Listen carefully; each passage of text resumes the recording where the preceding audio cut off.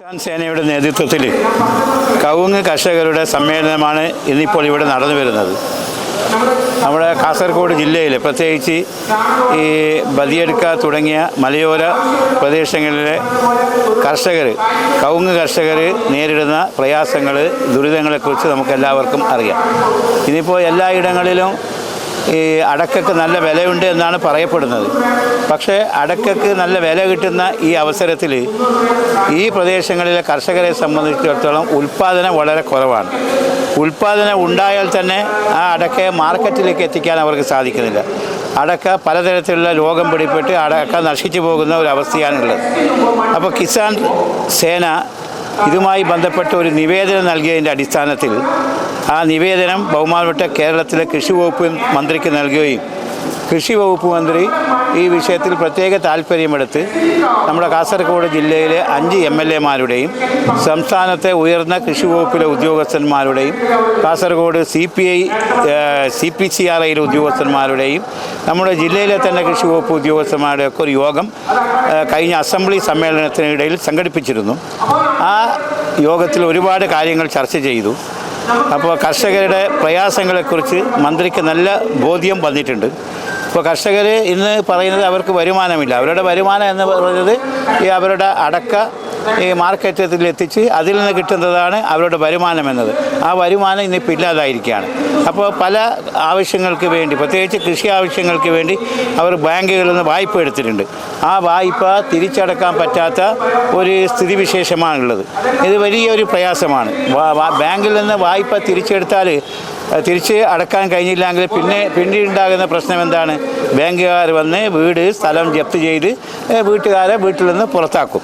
നമ്മുടെ ബഹുമാനപ്പെട്ട മുഖ്യമന്ത്രി തന്നെ അസംബ്ലിയിൽ പറഞ്ഞത് വായ്പ എടുത്ത ഒരാൾക്കും വായ്പ തിരിച്ചെടുക്കാൻ പറ്റാത്തത് കൊണ്ട് വീടുകളിൽ നിന്ന് ഇറങ്ങിപ്പോകേണ്ട ഒരവസ്ഥ ഈ സംസ്ഥാനത്ത് ഉണ്ടാവുകയില്ല എന്നാണ് മുഖ്യമന്ത്രി നിയമസഭയിൽ പറഞ്ഞത്. പക്ഷേ മുഖ്യമന്ത്രിയുടെ പ്രസ്താവനയ്ക്ക് വിപരീതമായിട്ടാണ് ഇപ്പോൾ കാര്യങ്ങൾ നീങ്ങിക്കൊണ്ടിരിക്കുന്നത്. ബാങ്ക് വായ്പ അടക്കാൻ പറ്റാത്തത് കൊണ്ട് പലരെയും ബാങ്ക് അധികൃതർ വീടുകളിൽ നിന്ന് പുറത്താക്കുന്ന ഒരവസ്ഥ കാസർഗോഡ് ജില്ലയുടെ പല ഭാഗങ്ങളിലുമുണ്ട്. അത് കർഷകരും ഈ ഒരു പ്രയാസം നന്നായി അഭിമുഖീകരിക്കുന്നുണ്ട്.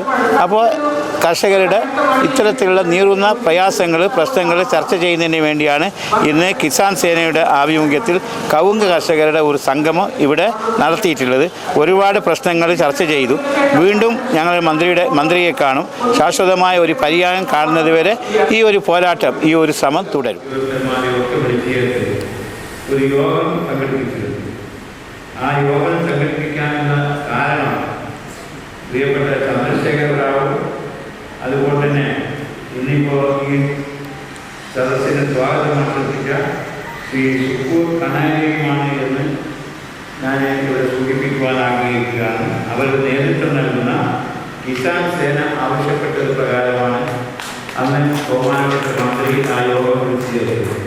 ശ്രീ കല്ലകാല ചന്ദ്രശേഖര റാവു, അതുപോലെ തന്നെ ശ്രീ സുക്കൂറും അവരുടെ കിസാൻ സേനയിലെ മറ്റ് ഭാരവാഹികളും അപ്പോൾ എന്നെ കാണാൻ വന്നിരുന്നു.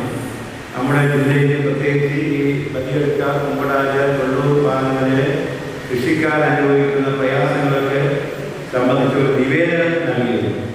ആ നിവേദനം മന്ത്രിക്ക് കൊടുത്തപ്പോൾ മന്ത്രി പ്രത്യേക താല്പര്യം എടുത്താണ് അന്ന് യോഗം വിളിച്ചു ചേർത്തത്. ആ യോഗത്തിൽ ആ നിവേദനത്തിൽ പറഞ്ഞ പ്രധാനപ്പെട്ട കാര്യങ്ങൾ ചർച്ച ചെയ്യുകയാണ്. ആ പ്രധാനപ്പെട്ട കാര്യം എന്ന് പറയുന്നത് മന്ത്രിയുടെ ശ്രദ്ധയിൽ വളരെ നേരത്തെ തന്നെ ആ കാര്യങ്ങളെല്ലാം പെടുത്തിയിരുന്നു. ഒന്നിപ്പോൾ എല്ലാ വർഷവും നമ്മുടെ കർഷകരെ സംബന്ധിച്ചിടത്തോളം അവർ നേരിടുന്ന ഏറ്റവും വലിയ പ്രയാസം എന്ന് പറയുന്നത്, ഇപ്പോൾ ഈ വർഷം ഒരു രോഗം വരും, കവുങ്ങിന് ഒരു രോഗം വരും. എനിക്ക് 9 വയസ്സുള്ളപ്പോഴാണ് 981 ഇവിടെ വരുന്നത്. അപ്പോൾ ഞാൻ ഇതിവിടെ നിങ്ങളോട് പറയുന്നത് ഇന്നത്തെ മാലിന്യങ്ങൾക്കും അന്നത്തെ മാലിന്യങ്ങളും തമ്മിലുള്ള വ്യത്യാസത്തെയാണ് പറയുന്നത്. അന്ന് രാവിലെ 6 മണിക്ക് എണീറ്റാൽ നേരെ ഒരു ബക്കറ്റുമായി നേരെ തോട്ടത്തിൽ പോകണം. എല്ലാ കവുങ്ങിന്റെ അടിയിൽ പോയി അടക്ക പറക്കി മേലെ പറമ്പിൽ കൊണ്ടുപോകുന്നത്. അത് കഴിഞ്ഞാൽ സ്കൂളിൽ പോകുന്നതിന് മുമ്പ് ഇന്നത്തെ കാലത്തെ പോലെ സ്പ്രേയിങ് അല്ല, അന്നത്തെ കാലത്ത് പാത്തിയാണ്, പാളയും പാത്തിയിലുമാണ് വന്നത്. അപ്പൊ ഞങ്ങൾ 1 മണിക്കൂർ ഈ പാത്തിയിൽ അല്ലെങ്കിൽ പാളയിൽ വെള്ളം തിരക്കിയിട്ട് ഉമ്മ ഉണ്ടാക്കി തന്ന ചായ കുടിക്കുമ്പോൾ വല്ലാത്ത രസം. കൃഷിക്കാരൻ്റെ രുചിയുണ്ടായിരുന്നു. ഇന്നത്തെ രുചിയും അന്നത്തെ രുചിയും വ്യത്യാസമാണ്. ആ കൃഷി ഇന്ന് കേരളത്തിൽ എന്ന് പറയുന്ന പ്രദേശത്തെ 7 ഏക്കർ സ്ഥലം ഞങ്ങൾക്കുണ്ടായിരുന്നു. ഞാൻ അഗ്രികൾച്ചർ പ്രിൻസിപ്പൽ അഗ്രികൾച്ചർ ഓഫീസറോട് അദ്ദേഹം ചോദിച്ചപ്പോൾ അദ്ദേഹത്തോട് പറഞ്ഞു, ഇന്ന് ആ കൃഷിപ്പറമ്പ് ഞങ്ങളുടെ കയ്യിലില്ല, അതെല്ലാം വിട്ടിട്ട് ചുരുങ്ങിയ സ്ഥലം മാത്രമേ ഉള്ളൂ. അപ്പൊ ഒരു കൃഷിക്കാരന്റെ വേദന എന്ന് പറയുന്നത്, ഇവിടെ ഇരിക്കുന്ന പല ആളുകളും ലോണെടുത്ത് അടക്കാൻ പറ്റാതെ ജപ്തി നോട്ടീസ് വന്ന് കിസാൻ സേനയുടെ നേതാക്കന്മാരെയും MLA-യും ഭരണാധികാരികളെയും അവരുടെ അടുത്തേക്ക് മാസങ്ങളോളം വർഷങ്ങളോളം നടന്ന് ചെരുപ്പ് കാഞ്ഞ് വേദനയുണ്ടായ ആളുകൾ കൂട്ടത്തിൽ ഉണ്ടാവും. അപ്പൊ അവർക്ക് വേണ്ടിയാണ് ഇവിടെ ഇരിക്കുന്ന ഈ നേതാക്കന്മാരും ഇവിടെ ഇരിക്കുന്ന കിസാൻ സേനയിലേക്ക് സംസാരിക്കുന്നത്. ഞാൻ കിസാൻ സേനയെ വളരെ അഭിനന്ദിക്കുകയാണ്. 2008 കിസാൻ സേനയുടെ നേതൃത്വത്തിൽ അന്ന് ഡൽഹിയിൽ പോയി സമരം ചെയ്ത് അന്നത്തെ നേതാക്കന്മാർ, ഈ കൂട്ടത്തിലുള്ള നേതാക്കന്മാർ അവിടെ പോയി സമരം ചെയ്ത് അന്നത്തെ കൃഷിമന്ത്രിയെയും അന്നത്തെ നേതാക്കന്മാരെയൊക്കെ കണ്ട് ആ കാലഘട്ടത്തിൽ കൃഷിക്കാർക്ക് വേണ്ടി ശബ്ദിച്ച് ആ സമരത്തിലൂടെ നേടിയെടുത്ത ഏറ്റവും വലിയൊരു സംഗതി എന്ന് പറയുന്നത് കൃഷിക്കാരുടെ കടം എഴുത്തള്ളി എന്നതാണ്. അത് കിസാൻ സേനയുടെ ഒന്നുപോലാണ്. അത് 2008 കോഴിക്കോട്ടും അതുപോലെ തന്നെ അദ്ദേഹത്തിന്റെ നേതൃത്വത്തിലുള്ള നേതാക്കന്മാരും. അതിനുശേഷം നമ്മുടെ ചന്ദ്രശേഖരാവ് കല്ലക എന്ന് പറയുന്ന കർഷകൻ, അത് അടക്കാപ്പലയുമായി ഡൽഹിയിൽ പോയി. അല്ല, അത് 7 വർഷം ഓർമ്മയില്ല. അടക്കാപ്പലയുമായി ഡൽഹിയിൽ പോയി. അപ്പൊ ഈ കൃഷിക്കാരന്റെ ഒരു വികാരമാണ് ഈ ഒരു സദസ്സിൽ ഇവിടെ പ്രകടമാകുന്നത്. ഞാൻ എന്റെ സംസാരത്തിലേക്ക് കൊണ്ടുപോകാൻ ആഗ്രഹിക്കുന്നില്ല. നേരത്തെ ബഹുമാനപ്പെട്ട MLA ഇവിടെ പറഞ്ഞു, ഈ നമ്മുടെ ഈ ഗ്രാമം എന്ന് പറയുന്നത് ഇന്ത്യയിലെ തന്നെ ഏറ്റവും നല്ല അടക്ക ഉൽപ്പാദിപ്പിക്കുന്ന ഒരു സ്ഥലമാണ്. അതിങ്ങനെ വെറുതെ പറയുന്നതല്ല. ഇന്ത്യയിലെ എല്ലാ പ്രധാനപ്പെട്ട നാഷണൽ പത്രങ്ങളും റിപ്പോർട്ട് ചെയ്തതാണ്. വലിയ വാർത്തകളായി വന്നു. പേടാല ഗ്രാമം എന്ന് പറയുന്നത്, ഈ ബദീർക്ക എന്ന് പറയുന്നത് ലോകത്തിലെ തന്നെ ഏറ്റവും നല്ല അടക്ക ഉൽപ്പാദിക്കപ്പെട്ട സ്ഥലമാണ്. ഇന്ന് ഈ വില ഇങ്ങനെ കൂടുന്ന സമയത്ത് നമ്മുടെ കാസർഗോഡ് ജില്ലയിൽ നിന്നും നമ്മുടെ കർണാടകയിൽ നിന്നൊക്കെ ഈ സാധനം മറ്റുള്ള സ്ഥലത്തേക്ക് ഇങ്ങനെ ധാരാളം കൃഷി ഇങ്ങനെ പോയിക്കൊണ്ടിരിക്കുകയാണ്. കൃഷി ഓഫീസറൊക്കെ ആളുകൾ ഇവിടെ പറഞ്ഞു, ഒരുപാട് സ്ഥലങ്ങളിൽ വ്യാപിക്കുകയാണ്. അങ്ങനെ വ്യാപിപ്പിക്കുന്ന സമയത്ത് നമ്മുടെ ഈ ഉൽപ്പന്നം നമ്മുടെ നാട്ടിൽ കൂടി വരികയും ചെയ്യുന്നുണ്ട്. അത് സന്തോഷകരമായൊരു കാര്യമാണ്. ഞാൻ എന്റെ വാക്കുകൾ അവസാനിപ്പിക്കുന്നത് കൊണ്ട് എനിക്ക് ഒരു കാര്യം ഇവിടെ സൂചിപ്പിക്കാനുള്ളത്, നമ്മുടെ ഈ കിസാൻ സേന എന്ന് പറയുന്ന നമ്മുടെ ഗോവിന്ദഭട്ടിന്റെയും സുക്കൂറിന്റെയും അതുപോലെ തന്നെ ചന്ദ്രശേഖരറാവു കല്ലകയുടെ നേതൃത്വത്തിൽ ഇവിടെ ഇരിക്കുന്ന നമ്മളെല്ലാവരും ഒരുമിച്ച് കൂടി നയിക്കുന്ന ഈ സമര പോരാട്ടം ഇനിയും ഒരുപാട് കാര്യങ്ങൾ നമ്മളൊക്കെ സംസാരിക്കുമ്പോൾ പറയാറുണ്ട്. ഇന്ത്യയുടെ സമ്പത്ത് എന്ന് പറയുന്നത് കാർഷിക മേഖലയാണ്.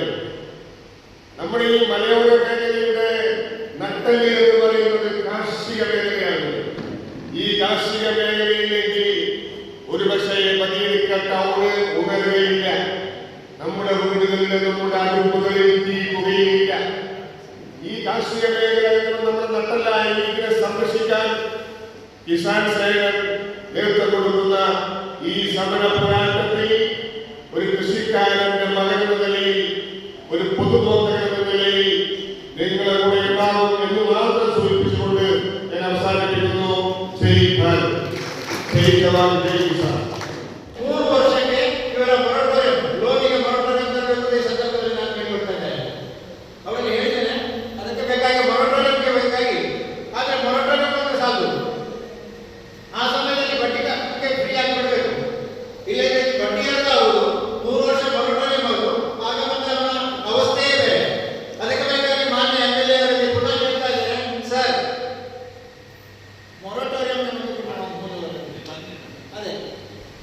ದೇಶದೊಳಗೆ ನಮ್ಮ ಒಂದು ಫೌಂಡೇಶನ್ ಆಗಿದೆ. ಈ ಫೌಂಡೇಶನ್ ನಾವು ಮುಂದುವರಿಸಬೇಕು. ಆದರೆ ನಮ್ಮದೇ ತಪ್ಪು, ಅವರದೇ ತಪ್ಪಲ್ಲ. ನಾವು ಸಾಧಾರಣ 500 ಜನರನ್ನು ಮಾಡಲಿಕ್ಕೆ ತಯಾರು ಮಾಡಿ ನಾವು ನಮ್ಮ ಅಗ್ರಿಕಲ್ಚರ್ ಮಿನಿಸ್ಟರ್ ಆಗಿರುವ ಶಿವರಾಜ್ ಸಿಂಗ್ ಚೌಹಾಣ್ ಅವರಿಗೆ ನಾನು ಹೇಳಿಕೊಡ್ತೇನೆ. ನಾವು ಆದಷ್ಟು ಬೇಗ ಈ ನಮ್ಮ ಕೃಷಿಕರು ಏನು ಪ್ರಾಬ್ಲಮ್ ಅನ್ನ ಏನು ಫೇಸ್ ಮಾಡ್ತಿದ್ರೆ ಅದರಲ್ಲೂ ಕೂಡ ನಾವು ಒಟ್ಟಾಗಿ ನಿಂತುಕೊಂಡು ನಿಮಗೆ ನಾವು ಯಾವಾಗಲೂ ಕೂಡ ಸಹ ಬೆಂಬಲವಾಗಿ ನಿಂತೇವೆ ಅಂತ ಮಾತ್ರ ಈ ಸಂದರ್ಭದಲ್ಲಿ ನಾವೆಲ್ಲರೂ ಕೂಡ ಭರವಸೆ ನೀಡಲಾಗಿದೆ.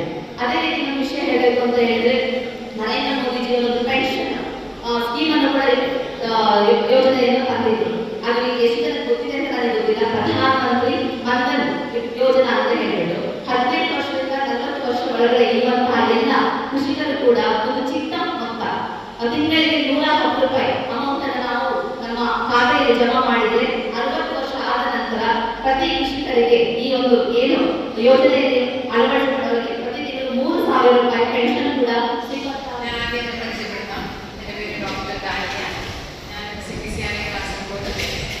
പെത്തോളജി വിഭാഗത്തിലെ സയൻസ് വൃത്തിയാണ്. എനിക്ക് കന്നഡ അറിയില്ല. ഓക്കെ, ഒട്ടും അറിയില്ല. കന്നഡ ಗೊತ್ತಿല്ല എന്ന് പറയാൻ മാത്രമേ എനിക്ക് കന്നഡ അറിയൂ. അപ്പം കന്നഡ മലയാളം അറിയാത്തവരുണ്ടോ ഇവിടെ? ഇല്ല ഇല്ലേ? ഏകദേശം മലയാളത്തിൽ അറിയാറില്ലേ? അപ്പോൾ ഓൾറെഡി രോഗത്തിൻ്റെ എല്ലാ കാര്യങ്ങളും ചൈത്രമേളം സംസാരിച്ചു കഴിഞ്ഞു. അതിലെന്തെങ്കിലും നിങ്ങൾക്ക് മലയാളത്തിൽ സംശയം ഉണ്ടെങ്കിൽ ഞാൻ പറഞ്ഞുതരാം. അല്ലാതെ കുറച്ച് ബേസിക്കായിട്ടുള്ള കുറച്ച് കാര്യങ്ങൾ ഞാൻ സംസാരിക്കാം. എല്ലാവരും കൗതുകർഷകരാണല്ലോ അല്ലേ? ഇന്നത്തെ ക്ലാസ് നമുക്ക് കൃഷിയെക്കുറിച്ചും കൃഷിയല്ല കൗതുകിലെ രോഗങ്ങളെക്കുറിച്ചും അതിന് നേരിട്ടുള്ള മാർഗങ്ങളെക്കുറിച്ചുമാണ്. ഇതിൽ ഞാൻ കുറച്ച് കാര്യങ്ങൾ പറഞ്ഞിട്ട് നിങ്ങളുടെ സംശയങ്ങൾ പരിഹരിക്കാം. അപ്പം നിങ്ങൾ വിചാരിക്കും പണ്ട് കാലത്തൊന്നും ഇത്രയും അസുഖങ്ങൾ ഇല്ലായിരുന്നല്ലോ, ഇപ്പോൾ അത് വരാൻ എന്താ കാരണം? അതാണ് പ്രശ്നം. എന്തായാലും കാരണം ഇപ്പൊ നമ്മൾ ഒരു കാലാവസ്ഥ വിജ്ഞാനമാണ് അല്ലേ? ഒരു പരിധി വരെ നമുക്ക് കാലാവസ്ഥയുടെ പേരിൽ നമുക്ക് കുറ്റച്ചാറ്റാം.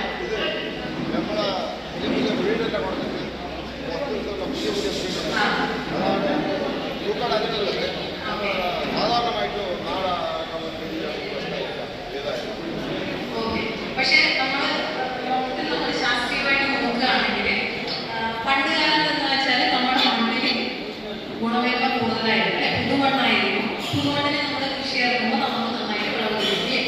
പക്ഷെ നമ്മളുടെ കവുങ്ങ് കൃഷിയാകട്ടെ തെങ്ങ് കൃഷിയാകട്ടെ ഒരുപാട് വർഷങ്ങൾ കഴിഞ്ഞു. ഓരോ ജനറേഷൻ കഴിഞ്ഞ് കഴിഞ്ഞാൽ ഈ ഒരു മരുന്ന് കിട്ടുന്നത്. അപ്പം ഇപ്പം നമ്മൾ നോക്കുകയാണെങ്കിൽ മണ്ണിൽ പോഷകഗുണങ്ങൾ തീരെ ഇല്ല. ഓക്കെ, മണ്ണിൽ പോഷകഗുണങ്ങൾ നമുക്ക് നിങ്ങൾ തന്നെ ആലോചിച്ചു നമുക്ക് എപ്പോഴാണ് അസുഖം വരുന്നത്? പ്രായമാകുമ്പോൾ.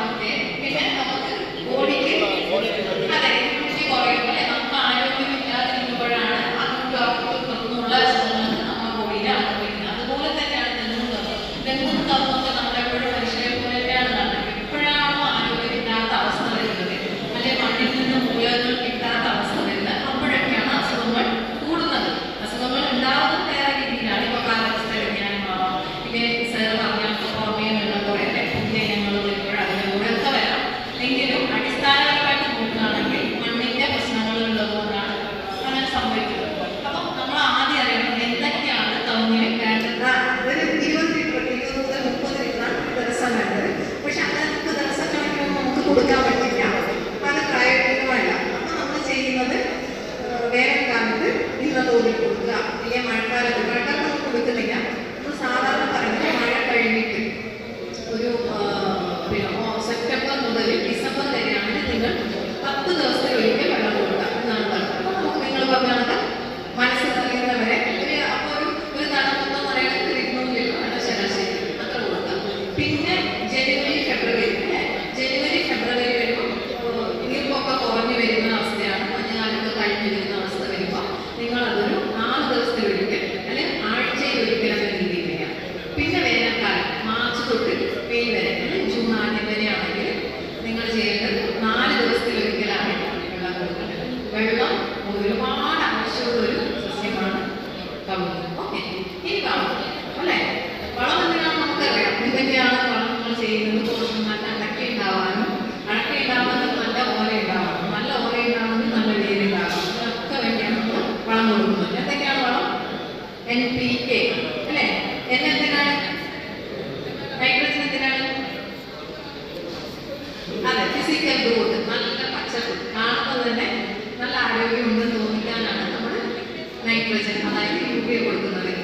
പിന്നെ ഫോസ്ഫറസ്. ഫോസ്ഫറസ് എന്തിനാണ്? വേരിന് അല്ലേ, നന്നായിട്ട് വേര് പിടിക്കാൻ. കപ്പിലെ വേര് കണ്ടിട്ടില്ലേ? വളരെ നേർത്ത വെള്ള വേരുകളാണ്. അങ്ങനെയുള്ള വേരുകളിൽ നിന്നാണ് ഇതിന് വലിച്ചെടുക്കാൻ പറ്റുക. അല്ലാതെ നിങ്ങളിപ്പോൾ കാണുന്ന വലിയൊരു പെൻസിൽ പോലെയുള്ള വേരുകളില്ലേ, ആ വേരിൽ നിന്ന് ഒരു കാര്യമില്ല. അതിനെ പിടിച്ചു നിർത്താനാണ് ആ വേരുകൾ. വലിച്ചെടുക്കാനൊന്നും പറ്റില്ല. വലിച്ചെടുക്കുന്നത് എപ്പോഴും നേർത്ത വെള്ള വേരുകളാണ്. അപ്പോൾ പുതിയ പുതിയ വേരുകൾ ഉണ്ടാകുന്ന ഫോസ്ഫറസ് ഉണ്ടാകും. പിന്നെ പൊട്ടാഷ്യം. പൊട്ടാഷ്യത്തിനാണ് അതാണ് ഫേവറേറ്റ് അല്ലേ. നമ്മൾ എന്തിനാണ് കൃഷി ചെയ്യുന്നത്? അടക്ക ഉണ്ടാവാൻ അല്ലേ, നല്ല അടക്ക കിട്ടാനാണ്. അടക്ക ഉണ്ടാവാൻ, അതുപോലെ തന്നെ രോഗകീട പ്രതിരോധ ശേഷി കൂട്ടാനുമാണ് പൊട്ടാഷ്യം. കായ് ഉണ്ടാവാൻ വേണ്ടി മാത്രമല്ല രോഗകീട പ്രതിരോധ ശേഷി. ഇപ്പൊ നമ്മളിപ്പോൾ കുട്ടികൾക്ക് ബൂസ്റ്റും കോംപ്ലാനൊക്കെ എന്തിനാ കൊടുക്കുന്നത്? സ്കൂളിൽ പോകുമ്പോഴത്തേക്ക് ഇമ്മ്യൂണിറ്റി കൂട്ടാൻ. അതെല്ലാം പൊട്ടാഷ്യം വേണം. ഓക്കെ, രോഗപ്രതിരോധ ശേഷി കൂട്ടാൻ വേണ്ടിയിട്ടാണ് ഈ കെ എന്ന മൂലം കൊടുക്കുന്നത്. അപ്പം എത്രയാണ് ഇത് കൊടുക്കുക? മനസ്സ് പറയുന്ന പോലെയാണോ? അതൊന്നും അങ്ങനെ കൊടുക്കില്ല. പിശിക്കാണ് കൊടുക്കുന്നത്. അപ്പം നമ്മളൊരു വളപ്രയോഗം എടുക്കുകയാണെങ്കിൽ സാധാരണ രീതിയിൽ എല്ലാ വളപ്രയോഗവും തുടങ്ങുന്നത് എപ്പോഴാണ്? നേരെ ഒരുക്കുന്നതൊക്കെ മഴ കഴിഞ്ഞിട്ട് അല്ലേ, ഒരു ഓഗസ്റ്റ് സെപ്റ്റംബർ ആകുമ്പോൾ നമ്മൾ ആദ്യം ലൈം എടുക്കുക. എന്തിനാണ് ലൈം ഇടുന്നത്? കുമ്മായം എന്തിനാണ്? അസിഡിറ്റി അല്ലേ. നമ്മുടെ മണ്ണിൽ അസിഡിറ്റി കൂടുതലാണ് അല്ലേ. എല്ലാ വർഷവും ഈ അസിഡിറ്റി കൂടാൻ എന്താണ് കാരണം? ഇപ്പൊ എങ്ങനെയാണ് വരുന്നത്? ഇപ്പൊ സാർ ചോദിച്ചാൽ എല്ലാ വർഷവും കുമ്മായം ഇടുന്നില്ലേ, പിന്നെ എന്തിനാണ് എങ്ങനെയാണ് പെരുമാറുന്നത്? അതായത് നമ്മളൊക്കെ കുത്തി വയ്ക്കുന്ന മഴയാണ് അല്ലേ. നമ്മുടെ ചെരുവ് എന്ന് പറയുന്നത് കുന്നും ചെരുവ് ഇങ്ങനെ സ്ലോപ്പിയാണ്. സോറി, ചെരുവല്ല, നമ്മുടെ ലാൻഡ് എന്ന് പറയുന്നത് സ്ലോപ്പിയാണ്. അങ്ങനെയുള്ള സ്ഥലത്ത് ഇങ്ങനെ കാലവർഷം മഴ